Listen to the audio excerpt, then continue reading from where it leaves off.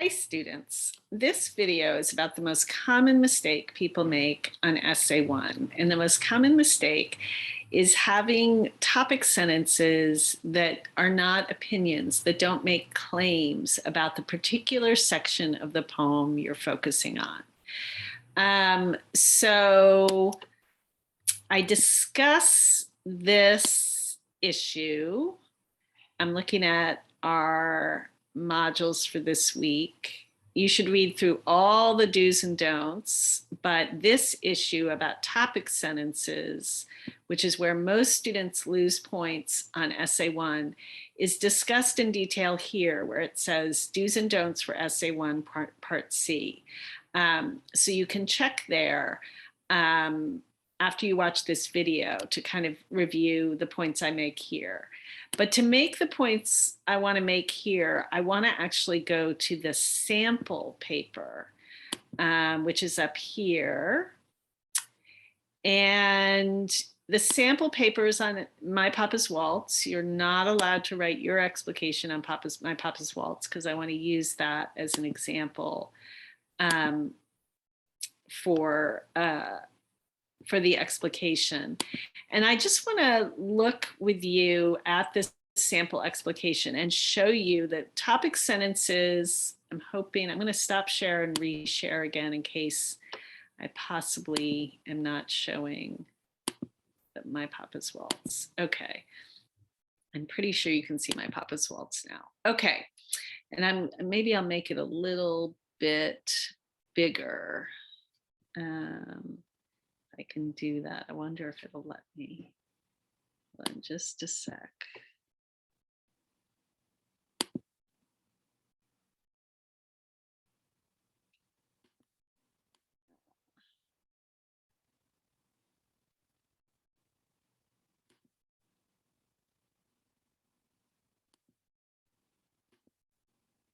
That made it smaller. All right, let me try again.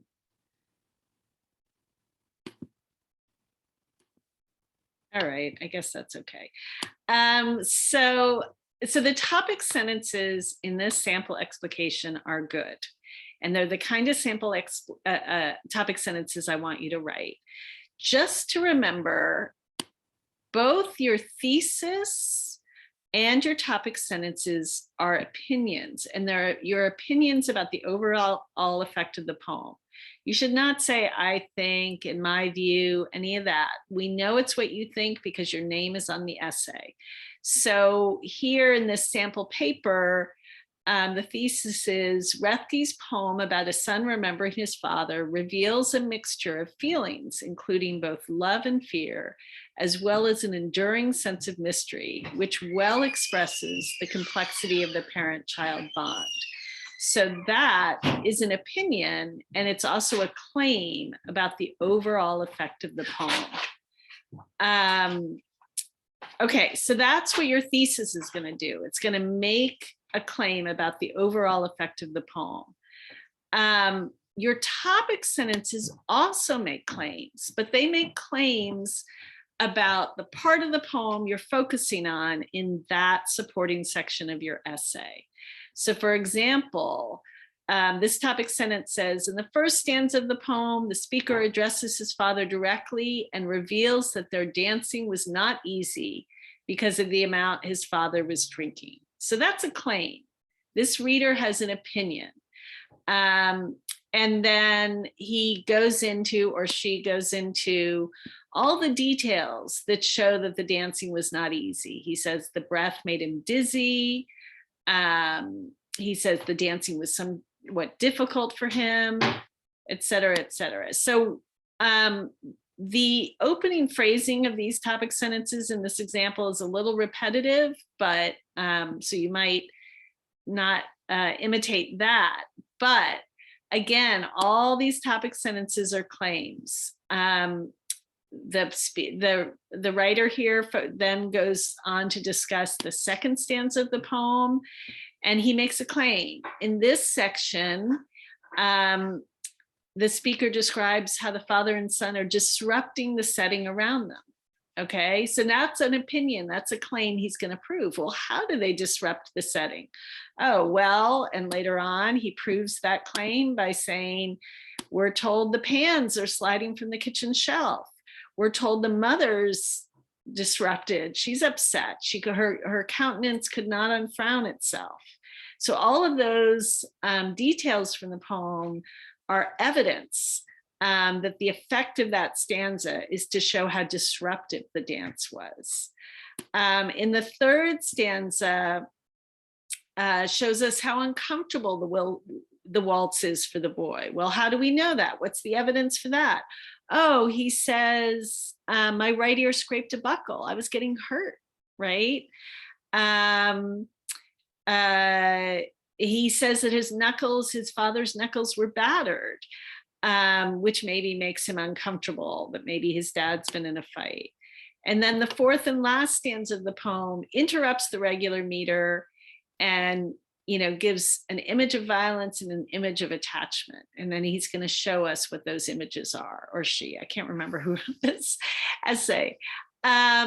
So it's really important that all your topic sentences make specific claims about that section of the poem and what it does. That's why I had you do the what it says, what it does worksheet.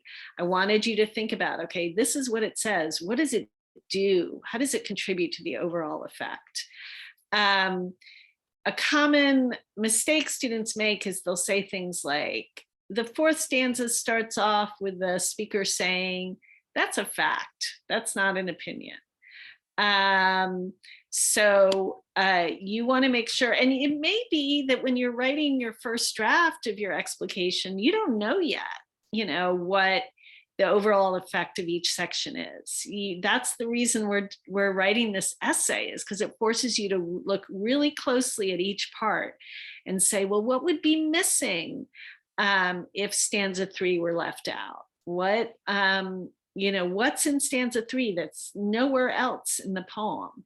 That's exactly why we're doing this assignment, because it forces you to look really closely at each part of the poem. And the skills you develop in writing this essay will help you in every part of the course going forward, because it'll get you to look really closely at images and language and how they do things to us. So read over again, understand what makes a topic sentence. And if you have any questions or concerns about any part of this assignment, but particularly about your topic sentences, I'm happy to look at them. You can come to my office hours. You can make an appointment with me to meet me outside of my office hours. And yeah, we can talk about them. All right, let me know if you have any questions.